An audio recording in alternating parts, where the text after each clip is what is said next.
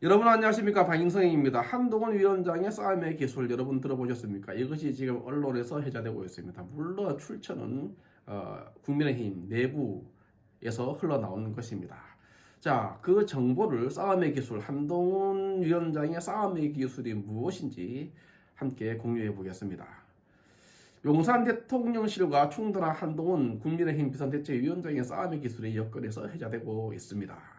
지난 21일 밤 이광석 대통령 비서실장이 한동훈 위원장의 사퇴를 요구했다는 보도 이후에 여건은 초비상 상태였습니다.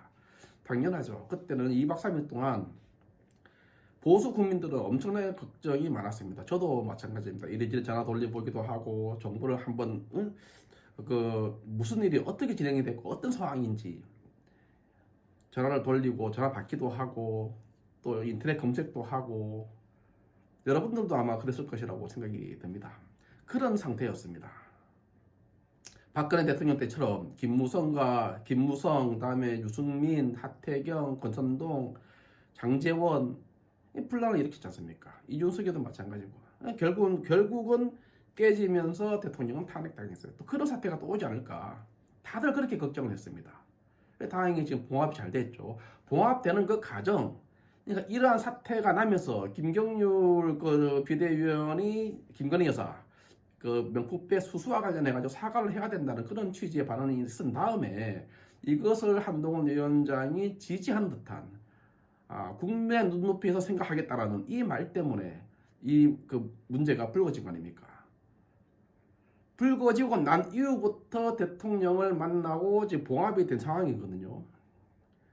그때까지 고 1박 2일 동안에 2박 3일 동안에 한동훈 위원장의 모습을 보고 야, 한동훈이 대단하다. 이것이 바로 한동훈의 싸움의 기술이구나 라고 지금 회자되고 있다는 이야기입니다. 자, 계속 보겠습니다. 자, 그러니까 21일 밤 다시 제가 말씀드릴게요. 21일 밤 이관섭 대통령 비서실장이 한동훈 위원장의 사퇴를 요구했고 그 보도 이후에 지금 전국적으로 보수 우파 국민들한테는 모두 초비상 상태였다. 자, 그리고 한동훈 위원장은 보도 직후에 국민만 보고 나선 길이다. 할 일 하겠다라고 이러한 메시지를 단체 공지문에 띄웠다는 겁니다. 그런데 그 이튿날, 그리고 나서 그 이튿날 22일 아침 기자들과 만나서는 제가 사퇴 요구를 거절했다라고 이야기를 합니다. 기자들한테. 이것은 대통령실의 사퇴 요구를 비상대책위원장이 공식화한 이야기입니다. 아주 리스크가 있는 발언입니다. 위험한 발언이었습니다. 뭐 위험한 발언이기도 하지만 일각에서는 강공모도다, 세게 나갔다 이렇게 말하는 그 사람도 있었습니다. 대통령실 입장에서는 자칫 대통령이 당무 개입으로 비출 수 있는 사안이었습니다. 여당 비상대책위원장이 그것을 인정한 셈이 되어버리는 게 됩니다. 그래서 리스크가 높았습니다. 컸습니다. 일각에서는 용산을 겨냥한 한 위원장의 유효타라고 그때부터 싸움의 기술적인 어떤 시각으로 보는 분석이 나오기 시작했습니다. 하지만 한동훈 위원장은 다음 날인 23일 충남 서천 특화시장 화재 현장에서 윤석열 대통령을 만나자 허리를 90도 굽혀서 인사를 합니다. 이런 모습을 가지고 지금 싸움의 기술이라고 지금 한동훈의 싸움의 기술이라고 이야기를 하고 있는 것입니다. 한동훈 위원장은 윤석열 대통령과 전용 열차를 함께 타고 서울역에 도착해서 기자들과 만납니다. 기자들에게 이렇게 말을 합니다.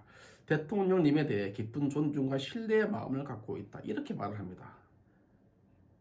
마치 대통령하고 각을 세워온 듯 했는데 대통령을 만나고 나서 90도로 인사를 하고 같이 열차를 타고 그것도 전용열차, 대통령 전용열차를 타고 서울에 올라와서 기자들을 만나가지고 한다는 말이 대통령님에 대해서 깊은 존중과 신뢰의 마음을 가지고 있다. 이렇게 말을 한 겁니다. 이렇게 강공 드라이브 한번 갔다가 좀 뺐다가 하는 그런 느낌이 있습니다. 이것을 가지고 좀 싸움의 기술, 한동훈의 싸움의 기술이라고 지금 그렇게 보고 있는 것입니다. 한동훈 위원장은 24일 기자들과 만나서 김건희 여사 리스크 관련 질문에 이렇게 말합니다. 제 생각은 이미 충분히 말씀드렸다 라고만 합니다. 그러니까 더 나아가지도 않고 물러서지도 않고 딱 그까지만 이야기를 합니다. 그러면서 저는 민생을 더 좋게 만들기 위한 목표를 위해서 가겠다라고 이야기합니다. 그러면서 참 이게 말이 참 중요합니다. 그러면서 뭐라고 얘기하는가 하면 대통령께서도 마찬가지라며 화제를 전환시켰다라고 기자가 그렇게 썼습니다. 제가 봐도 그렇습니다. 저는 민생을 더 좋게 만들기 위해 이제 유한 목표를 위해서 가겠다. 대통령도 그렇게 생각할 것이다. 대통령도 끌어들여 버리죠. 대통령하고 함께 갈 것이다. 대통령은 내 편이다. 우리는 지금 그 대통령과 나하고는 지금 불화가 없다. 이런 메시지를 던지는 멘트입니다. 이게.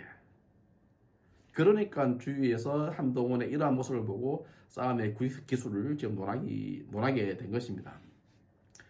이와 같은 한동훈 위원장의 스타일 변화를 두고 당내에서는 아웃복싱 전략이라는 지금 그 이야기가 나오고 있습니다. 치고받고 이런 걸 이야기하는 것이죠. 한동훈 위원장은 그러니까 한 의원이 한동훈 위원장에 대해서 평가하기를 이렇게 말을 했습니다.